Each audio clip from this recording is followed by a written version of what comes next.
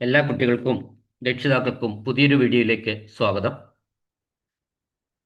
ഇന്ന് നമ്മൾ പറയുന്നത് പ്ലസ് വണ്ണിന്റെ മൂന്നാം അലോട്ട്മെന്റിന്റെ ഒഴിവുകളെ കുറിച്ചാണ്. മൂന്നാം അലോട്ട്മെന്റ് നമുക്കറിയാം 28-ാം തീയതി ആണ് വരും എന്ന് പറഞ്ഞിട്ടുള്ളത്. അതായത് ജൂൺ 28 ഞായറാഴ്ച വരുമെന്നാണ് പറയുന്നത്. പക്ഷെ ജൂൺ 27-ാം തീയതി രാത്രി തന്നെ നമ്മളുടെ തേർഡ് അലോട്ട്മെന്റിന്റെ റിസൾട്ട് അലോട്ട്മെന്റ് വരും. അപ്പോൾ അങ്ങനെ വരുമ്പോൾ ആകെ എത്ര ഒഴിവുകളുണ്ട്? നമുക്ക് സെക്കൻഡ് അലോട്ട്മെന്റിൽ ചേരേണ്ട ഒരു സമയം, കുട്ടികൾക്ക് ചേരേണ്ട സമയം, സെക്കൻഡ് അലോട്ട്മെന്റിന്റെ പ്രവേശനം നേടാനുള്ള സമയം തിങ്കളാഴ്ചയും ചൊവ്വാഴ്ചയുമായിരുന്നു. 2 ദിവസങ്ങളിലായിട്ടാണ് സെക്കൻഡ് അലോട്ട്മെന്റിൽ ചേരാൻ സമയം കൊടുത്തിരുന്നത്. അപ്പോൾ ആ അലോട്ട്മെന്റിന്റെ ചേരാനുള്ള സമയം കഴിഞ്ഞപ്പോൾ ചൊവ്വാഴ്ച വൈകുന്നേരം കഴിയുമ്പോൾ ഉള്ള ഒരു കണ്ടീഷനാണിത്. ഈ സെക്കൻഡ് അലോട്ട്മെന്റിൽ വിവിധ ജില്ലകളിൽ ചേരാത്തവരും അവർക്ക് പ്രവേശനം നിഷേധിച്ചവരുമായിട്ടുള്ള കുട്ടികളുടെ എണ്ണമാണ് ഞാനിവിടെ പറയുന്നത്. അപ്പോൾ സെക്കൻഡ് അലോട്ട്മെന്റിൽ ഈ പ്രവേശനം നിഷേധിക്കുക എന്ന് പറയുന്നത് തെറ്റായ കാര്യങ്ങൾ രേഖപ്പെടുത്തിയതിനാൽ ഒന്നുകിൽ പല കാരണങ്ങൾ ഉണ്ടാവാം. ഒന്നുകിൽ സർട്ടിഫിക്കറ്റുകൾ, ഒറിജിനൽ സർട്ടിഫിക്കറ്റുകൾ ഹാജരാക്കാൻ പറ്റാതെ വരിക, കാറ്റഗറി വ്യത്യാസപ്പെടുത്തി കൊടുത്തവര്, അപ്പോൾ NCC അല്ലെങ്കിൽ USS ഉണ്ടെന്ന് പറഞ്ഞു, പക്ഷെ USSന്റെ സർട്ടിഫിക്കറ്റ് കൊടുക്കാൻ പറ്റിയില്ല. അപ്പോൾ അത്തരം പ്രവേശനമൊക്കെ നിഷേധിക്കും. അവരെ ആ, പിന്നെ പ്രവേശിപ്പിക്കുന്നതല്ല. അത്തരം കുട്ടികളാണ് ഡിനൈഡ് എന്ന് പറയുന്ന, നിരസിച്ചവർ എന്ന വിഭാഗത്തിൽപ്പെടുത്തിയിരിക്കുന്നത്. അപ്പോൾ തിരുവനന്തപുരത്ത് 869 കുട്ടികൾ ചേർന്നിട്ടില്ല. അത് തിരുവനന്തപുരത്ത് 21 കുട്ടികൾക്കാണ് അവരെ പ്രവേശനം നൽകാതിരുന്നത്. കൊല്ലത്ത് 1030 പേര് സെക്കൻഡ് അലോട്ട്മെന്റിൽ ചേർന്നില്ല. 17 കുട്ടികൾക്ക് പ്രവേശനം നിഷേധിച്ചു. പത്തനംതിട്ടയിൽ 698 കുട്ടികൾ ചേർന്നിട്ടില്ല. 6 കുട്ടികൾക്ക് പ്രവേശനം നിഷേധിച്ചു. ആലപ്പുഴയിൽ 619 കുട്ടികൾ സെക്കൻഡ് അലോട്ട്മെന്റിൽ ചേർന്നിട്ടില്ല. 10 കുട്ടികൾക്ക് പ്രവേശനം നിഷേധിച്ചു. കോട്ടയത്ത് 881 കുട്ടികൾ പ്രവേശനം നേടിയില്ല. സെക്കൻഡിൽ 11 കുട്ടികൾക്ക് പ്രവേശനം നിഷേധിച്ചു. ഇടുക്കിയിൽ 588 കുട്ടികൾ പ്രവേശനം നേടിയില്ല. 11 കുട്ടികൾക്ക് പ്രവേശനം നിഷേധിച്ചു. എറണാകുളത്ത് 827 കുട്ടികൾ സെക്കൻഡ് അലോട്ട്മെന്റിൽ വന്നിട്ടില്ല. 30 കുട്ടികൾക്ക് പ്രവേശനം നിഷേധിക്കുകയും ചെയ്തു. തൃശ്ശൂര് 1157 കുട്ടികൾ പ്രവേശനത്തിന് എത്തിയിട്ടില്ല. 32 കുട്ടികൾക്ക് പ്രവേശനം നിഷേധിച്ചു. പാലക്കാട് 957 കുട്ടികൾ വന്നിട്ടില്ല. 40 കുട്ടികൾക്ക് പ്രവേശനം നിഷേധിച്ചു. കോഴിക്കോട് 748 കുട്ടികൾ വന്നിട്ടില്ല. 15 കുട്ടികൾക്ക് പ്രവേശനം നിഷേധിച്ചു. മലപ്പുറത്ത് 1011 കുട്ടികൾ വന്നിട്ടില്ല. 17 കുട്ടികൾക്ക് പ്രവേശനം നിഷേധിച്ചു. വയനാട് 305 കുട്ടികൾ വന്നിട്ടില്ല. 5 കുട്ടികൾക്ക് പ്രവേശനം നിഷേധിച്ചു. കണ്ണൂര് 518 കുട്ടികൾ വന്നിട്ടില്ല. 8 കുട്ടികൾക്ക് പ്രവേശനം നിഷേധിച്ചു. കാസർഗോഡ് 226 കുട്ടികൾ വന്നിട്ടില്ല. 6 കുട്ടികൾക്ക് പ്രവേശനം നിഷേധിച്ചിട്ടുണ്ട്. അങ്ങനെ ടോട്ടല് വരാത്ത കുട്ടികൾ എന്ന് പറയുന്നത് 10,431 കുട്ടികൾ സെക്കൻഡ് അലോട്ട്മെന്റിൽ വന്നിട്ടില്ല. അവര് പ്രവേശനം കൊടുത്തുവെങ്കിലും തിങ്കൾ ചൊവ്വ ദിവസങ്ങളിലായിട്ട് ഈ ഇത്രയും കുട്ടികൾ 10,431 കുട്ടികൾ പ്രവേശനത്തിനായി സ്കൂളുകളിൽ എത്തിച്ചേർന്നിട്ടില്ല. ആകെ 229 കുട്ടികൾക്ക് പ്രവേശനം നിഷേധിക്കുകയും ചെയ്തു. അപ്പോൾ ഈ സീറ്റുകളിലേക്ക്, ഈ 10,431 സീറ്റുകളിലേക്ക് ഇനി 229, അപ്പോൾ 10,660 സീറ്റുകളിലേക്ക് ഇനി പ്രവേശിക്കാനുള്ള, സെക്കൻഡ് അലോട്ട്മെന്റിൽ പ്രവേശിക്കാനുള്ള സമയം കഴിഞ്ഞതിനാൽ ഈ സീറ്റുകൾ നമ്മൾ എങ്ങോട്ട് മാറും? മെറിറ്റിലേക്ക്, അതായത് തേർഡ് അലോട്ട്മെന്റിലുള്ള ആകെ സീറ്റുകളുടെ എണ്ണത്തോട് കൂട്ടിച്ചേർക്കും. അപ്പോൾ സെക്കൻഡ് അലോട്ട്മെന്റിൽ വരാതിരുന്നതും നിഷേധിക്കുകയും ചെയ്തിട്ടുള്ളതായ 10,660 സീറ്റുകൾ തേർഡ് അലോട്ട്മെന്റിൽ പരിഗണിക്കുമെന്നാണ് പറയാനുള്ളത്. അപ്പോൾ തേർഡ് അലോട്ട്മെന്റിൽ ഇനി തേർഡ് അലോട്ട്മെന്റിൽ ഓരോ ജില്ലകളിലും, ഓരോ ജില്ലയിലും എത്ര ഒഴിവിലേക്കാണ് തേർഡ് അലോട്ട്മെന്റ് നടത്തുന്നതെന്നാണ് ഞാൻ പറയുന്നത്. ഹയർ ഓപ്ഷൻ ഞാൻ പറയുന്നില്ല. ഹയർ ഓപ്ഷൻ അതൊരിക്കലും നമുക്ക് കൃത്യം പറയാൻ പറ്റില്ല. ഓരോ ഓപ്ഷന് ആ സ്കൂളിൽ നിന്ന് അങ്ങോട്ട് പോകാനുണ്ടാവും, അവിടെ നിന്ന് വേറെ സ്കൂളിലേക്ക് പോകാനുണ്ടാവും, മറ്റു സ്കൂളിൽ നിന്ന് ഇങ്ങോട്ട് വരാനുണ്ടാവും. അതുകൊണ്ട് നമ്മൾ അതിനെപ്പറ്റി പറയുന്നില്ല.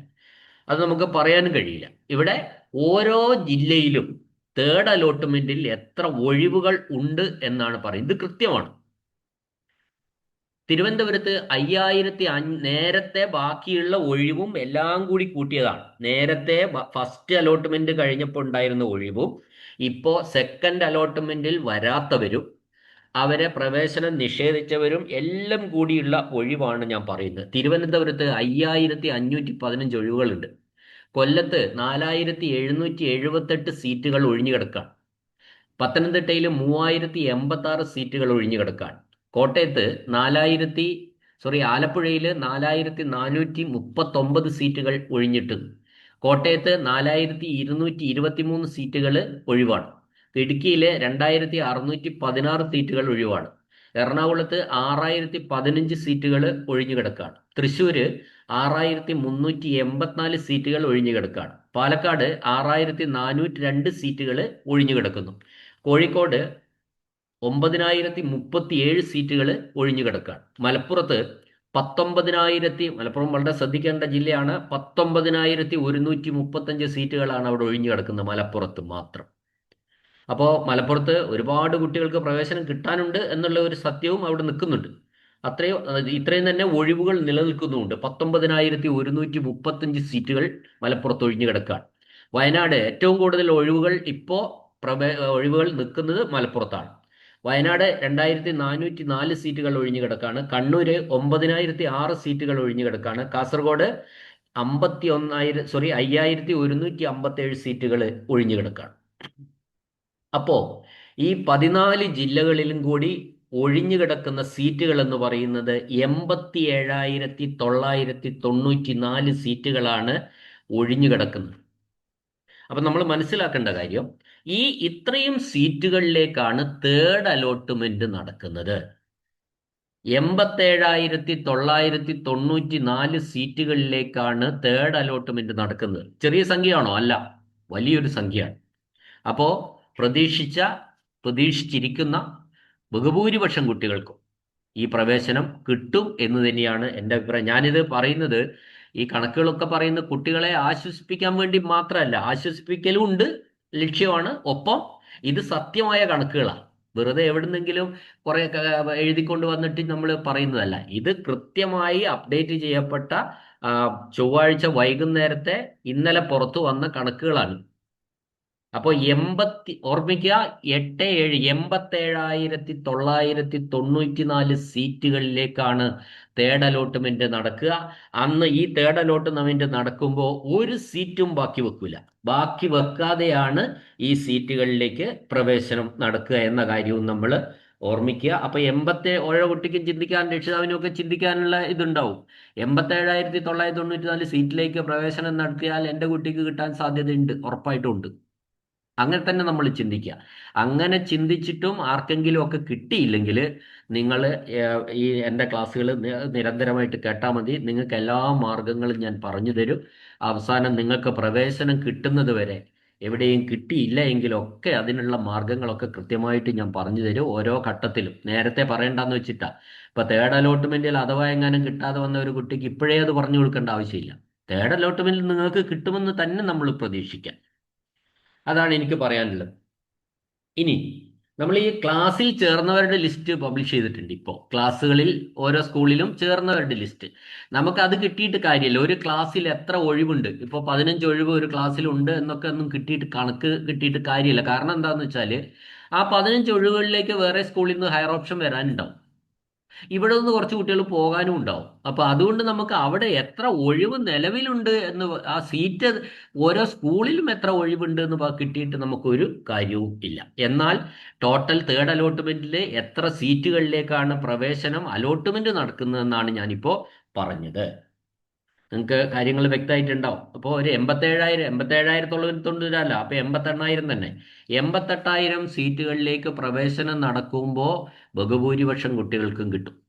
ഇനി അതല്ലാതെ രണ്ട് കാര്യങ്ങൾ കൂടി പറയാം. ഇതിന്റെ ഒപ്പം ഇപ്പം നടന്നുകൊണ്ടിരിക്കുന്നത് നമുക്ക് മാനേജ്മെന്റ് കോട്ട സംസ്ഥാനത്ത്, കേരളത്തിലെ ആകെ മാനേജ്മെന്റ് കോട്ടയിലേക്കുള്ള സീറ്റുകൾ എന്ന് പറയുന്നത് 38,951 സീറ്റുകളിലേക്കാണ് പ്രവേശനം നടക്കുക മാനേജ്മെന്റ് കോട്ടയിൽ. മാനേജ്മെന്റ് സ്കൂളുകളിൽ 20% നമുക്ക് ഈ മാനേജ്മെന്റ് കോട്ട എന്ന് പറയുന്നത്. ഈ എയ്ഡഡ് സ്കൂൾ, എല്ലാ എയ്ഡഡ് സ്കൂളിലും മാനേജ്മെന്റ് കോട്ട ഉണ്ട്. അത് ആകെ 38,900, ആകെ സീറ്റിന്റെ 20%മാണ് മാനേജ്മെന്റ് കോട്ടയായിട്ട് കൊടുക്കുന്നത്. അപ്പോൾ കേരളത്തിലെ മൊത്തം സീറ്റുകൾ എന്ന് പറയുന്നത് 38,951 മാനേജ്മെന്റ് സീറ്റുകളാണ്. അതിലിപ്പോൾ പ്രവേശനം നടന്നുകൊണ്ടിരിക്കുകയാണ്. അത് 2-ാം തീയതിക്കുള്ളിൽ ഒന്നാം തീയതിക്ക് ആകുമ്പോഴേക്ക് തീർക്കണമെന്നാണ് നേരത്തെയുള്ള സർക്കുലറിലുള്ളത്. പക്ഷെ അത് ഇത്രയും കൂടി മാനേജ്മെന്റ് കോട്ടയിലേക്കുള്ള പ്രവേശനം ഇത്രയും കൂടി നീട്ടിയൊക്കെ കൊടുക്കാൻ സാധ്യതയുണ്ട്. ഇനി മറ്റൊന്ന് കമ്മ്യൂണിറ്റി കോട്ടയാണ്. കമ്മ്യൂണിറ്റി കോട്ടയിൽ 25,322 സീറ്റുകളാണ് ഉള്ളത്. കമ്മ്യൂണിറ്റി കോട്ടയിൽ 25,322 സീറ്റുകളാണ് കേരളത്തിൽ, ത്രൂ ഔട്ട് കേരളം ഉള്ളത്. അപ്പോൾ കമ്മ്യൂണിറ്റി കോട്ടയിലെ സീറ്റുകളുടെ എണ്ണം 25,322, മാനേജ്മെന്റ് കോട്ടയിലെ സീറ്റുകളുടെ എണ്ണം 38,951. അപ്പോൾ ഈ സീറ്റുകൾ, ഈ 3 വിഭാഗം, ജനറൽ വിഭാഗത്തിൽ ഞാൻ പറഞ്ഞത് 87,994. അപ്പോൾ ജനറൽ വിഭാഗത്തിലെ 87,994, കമ്മ്യൂണിറ്റി കോട്ടയിലെ 25,322 സീറ്റ്, മാനേജ്മെന്റ് കോട്ടയിലെ 38,951 സീറ്റ്. ഇത്രയും സീറ്റുകളിലേക്ക് ഇനി പ്രവേശനം നടക്കാനുണ്ട്. അൺഎയ്ഡഡ് ഞാൻ പറഞ്ഞിട്ടില്ല. അൺഎയ്ഡഡ് വേറൊരു വീഡിയോ ആയിട്ട് ഞാൻ ചെയ്യാം. അൺഎയ്ഡഡ് മാത്രം പറഞ്ഞിട്ടില്ല. ഈ അൺഎയ്ഡഡ് ഒഴികെ ശരിക്കും മാനേജ്മെന്റ് കോട്ടയും കമ്മ്യൂണിറ്റി കോട്ടയും മെറിറ്റ് കോട്ടയും കൂടി 1,52,267 സീറ്റിലേക്ക് പ്രവേശനം നടക്കണം. അത് മെയ് 3-ാം തീയതി കൊണ്ട് തീരും. സോറി, മെയ് അല്ല, ജൂലൈ 3 കൊണ്ട് ഈ 1,52,267 സീറ്റിലേക്കും പ്രവേശനം നടത്തിയിട്ടുണ്ടാവും. ഒരു സംശയമില്ല. അതിന്റെ ഡേറ്റ് അങ്ങനെ തീരും. എന്താണ്, മെയ് 3 മാനേജ്മെന്റ് കോട്ട ജൂലൈ 5 വരെ കൊടുത്തിട്ടുണ്ടെന്നാണ് ഞാൻ മനസ്സിലാക്കുന്നത്. ആകെ സീറ്റുകൾ 1,52,267 സീറ്റിലേക്ക് ജൂലൈ 5-നുള്ളിൽ പ്രവേശനം പൂർത്തിയാവും. 1.5 ലക്ഷം പേരെ പോസ്റ്റ് ചെയ്ത് നിയമിച്ചാൽ പ്രവേശനം കൊടുത്താൽ നിങ്ങൾ പെടില്ലേ? പെടും. അതാണ് കൃത്യമായ കണക്കുകൾ വെച്ചിട്ടാണ് ഞാൻ പറയുന്നത്. നിങ്ങൾ പേടിക്കേണ്ട ആവശ്യമില്ല. പക്ഷെ ഇവിടെ ഒരു പ്രശ്നം എന്താണെന്ന് വെച്ചാൽ, കമ്മ്യൂണിറ്റി കോട്ടയുടെ പ്രവേശനം നമുക്കിവിടെ 2-ാം തീയതി മാത്രമേ തുടങ്ങുന്നുള്ളൂ എന്നുള്ളതാണ്. അപ്പോൾ ആ കുട്ടികൾ, കമ്മ്യൂണിറ്റി കോട്ടയൊക്കെ പ്രതീക്ഷിച്ച് നിൽക്കുന്ന കുട്ടികൾ ചെയ്യേണ്ട ചില കാര്യങ്ങളുണ്ട്. ഞാൻ ഒരു അടുത്ത ക്ലാസ്സിൽ വിശദമായിട്ട് പറഞ്ഞു തരാം. അപ്പോൾ ഇത് സാധാരണഗതിയിൽ നിന്നും വ്യത്യസ്തമായിട്ട് നമുക്ക് ഈ തേർഡ് അലോട്ട്മെന്റിനോടൊപ്പമാണ് കമ്മ്യൂണിറ്റി കോട്ട എങ്കിൽ കുഴപ്പമില്ലായിരുന്നു, നമുക്ക് ഇഷ്ടമുള്ളിടത്ത് ചേരാമായിരുന്നു. അങ്ങനെ ഒരു പ്രശ്നം ഇപ്രാവശ്യത്തെ അലോട്ട്മെന്റിനുണ്ട്. അത് ചിലപ്പോൾ ആ പ്രശ്നം പരിഹരിച്ചേക്കും. അത് പറയാനായിട്ടില്ല. ഞാൻ വിശദമായിട്ട് അത്തരം കാര്യങ്ങൾ അടുത്ത ഒരു ക്ലാസ്സിൽ പറഞ്ഞു തരാം, സമയമുണ്ടല്ലോ. അപ്പോൾ ഇത്രയുമാണ് കണക്കുകൾ പറയുന്നത്. നമുക്ക് തേർഡ് അലോട്ട്മെന്റിൽ മാത്രം പരിഗണിക്കുന്നത് 87,994 സീറ്റുകളിലേക്കാണ്. കമ്മ്യൂണിറ്റി കോട്ടയിലേക്ക് 25,322 സീറ്റിലേക്ക് പ്രവേശനമുണ്ട്. മാനേജ്മെന്റ് കോട്ടയിലേക്ക് 38,951 സീറ്റിലേക്കും പ്രവേശനമുണ്ട്. അപ്പൊ ഈ മാനേജ്മെന്റ് കോട്ടയിലേക്കും കമ്മ്യൂണിറ്റി കോട്ടയിലും കുറെ കുട്ടികൾ അങ്ങോട്ട് പോയാൽ ഇവിടെ ഒഴിവ് പിന്നെയും കൂടുമല്ലോ, സാധ്യത കൂടുകയല്ലേ. ജനറൽ മെറിറ്റില് പിന്നെയും സാധ്യത കൂടുതലാണ്. അങ്ങനെയൊക്കെ പിന്നെയും പോവുകയും വരാതെയൊക്കെ ഇരുന്നാൽ അടുത്ത തേർഡ് അലോട്ട്മെന്റ് കഴിഞ്ഞ് സപ്ലിമെന്ററി അലോട്ട്മെന്റിലും കുറെ ഒഴിവുകൾ ബാക്കി നിൽക്കും. അപ്പോൾ ആർക്കെങ്കിലും കിട്ടാതെ വന്നാൽ സപ്ലിമെന്ററിയിൽ കിട്ടാനുള്ള ചാൻസും അപ്പോൾ കൂടുതലാണ്, കൂടിക്കൊണ്ടിരിക്കും. വിശദമായ വിവരങ്ങൾ അടുത്ത ക്ലാസ്സിൽ ഞാൻ കമ്മ്യൂണിറ്റി കോട്ടക്കാർ എന്ത് ചെയ്യണം, പിന്നെ സെക്കൻഡ് അലോട്ട്മെന്റിൽ എങ്ങനെയാണ് ഒരു സാധ്യത, ഇതൊക്കെ വിശദമായിട്ട് ഞാൻ അടുത്ത ക്ലാസ്സിൽ നിങ്ങളോട് പറഞ്ഞു തരാം. ശനിയാഴ്ച രാത്രി മിക്കവാറും തേർഡ് അലോട്ട്മെന്റ് വരും. ഒരു ബമ്പർ അലോട്ട്മെന്റ് ആണ് തേർഡ് അലോട്ട്മെന്റ് എന്ന് പറയുന്നത്. ഏകദേശം 88,000 സീറ്റുകളിലേക്കാണ് പ്രവേശനം തേർഡ് അലോട്ട്മെന്റിൽ. ഒരു ടെൻഷന്റെ ആവശ്യമില്ല. എല്ലാ സാധ്യതകളിലും നിങ്ങൾക്ക് കിട്ടാനുള്ള സാധ്യത ഇതിലുണ്ട്. തേർഡിൽ ആർക്കെങ്കിലും മിസ്സിംഗ് ആയെങ്കിൽ സപ്ലിമെന്ററിയിൽ കിട്ടും. ഒന്നും പേടിക്കേണ്ടതില്ല എന്നാണ് എനിക്ക് എല്ലാവരോടും പറയാനുള്ളത്. ഇനി അതും ഇല്ലാതെ സപ്ലിമെന്ററിയിൽ കിട്ടാതെ വന്നാൽ നമുക്ക് മറ്റു മാർഗങ്ങൾ ഉപയോഗിക്കാം. അൺഎയ്ഡഡ് ഉണ്ട്, പിന്നെ പ്രൈവറ്റ് സ്റ്റഡി ഉണ്ട്, സാക്ഷരതാ മിഷന്റെ +1 +2 ഉണ്ട്. അങ്ങനെ ഒരുപാട് സാധ്യതകളുണ്ട്. എല്ലാ സാധ്യതകളും പറഞ്ഞു തരാം. നിങ്ങളുടെ പിന്നെ ഈ പ്രവേശനം കിട്ടുന്നവരെ നിങ്ങളുടെ പുറകിൽ ഞാൻ ഉണ്ടാവും, സപ്പോർട്ട് ചെയ്തിട്ട്. അപ്പോൾ വേണ്ട മാർഗനിർദ്ദേശങ്ങളൊക്കെ നിങ്ങൾക്ക് പറഞ്ഞു തരാം. ആർക്കെങ്കിലും സംശയങ്ങളുണ്ടെങ്കിൽ, എല്ലാവരും കിട്ടുമോ എന്ന് ഞാൻ ചോദിച്ചാൽ ഇത് എല്ലാവരോടുമുള്ള മറുപടിയാണ്. കമൻറ്റ് ബോക്സിൽ കിട്ടുമോ എന്ന ചോദ്യത്തിന് പലപ്പോഴും ഞാൻ മറുപടി ഇടുന്നില്ല.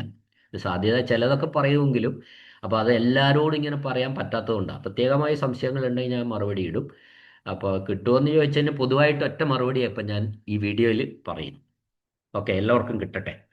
തീർച്ചയായിട്ടും അങ്ങനെ ഒരു ടെൻഷനൊന്നും ആവശ്യമില്ല. പഠിക്കാൻ താല്പര്യമുള്ള എല്ലാ കുട്ടികൾക്കും പഠിക്കാനുള്ള ഒരു അവസരം കേരളത്തിൽ ഉണ്ട്. അത് എല്ലാവർക്കും വിനിയോഗിക്കാനും കിട്ടുകയും ചെയ്യും എന്ന കാര്യം മാത്രം ഓർമ്മിപ്പിച്ചുകൊണ്ട് നിർത്തുന്നു. എല്ലാവർക്കും നന്ദി, നമസ്കാരം.